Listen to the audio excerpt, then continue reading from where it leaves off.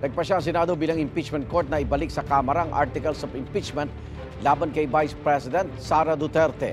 Ang 18 pumabor dyan ay sina Senate President Chis Escudero, Senators Jinggoy Estrada, Francis Tolentino, Alan Peter Cayetano, Pia Cayetano, Ronald Bato de la Rosa, JB Ejercito, Bongo, Lito Lapid, Loren Legarda, Amy Marcos, Robin Padilla, Bong Revilla, Rafi Tulfo, Cynthia Villar, Mark Villar, Joel Villanueva at Migs Zubiri. Tutulaman ang minority senators sa sina Coco Pimentel at Risa Ontiveros, kasama sina Senator Nancy Binay, Win Gatchalian at Grace Poe. Nagpasya rin ng Senate Impeachment Court na dapat i-certify o tiyakin ng Kamara na hindi nito nalabag ang konstitusyon.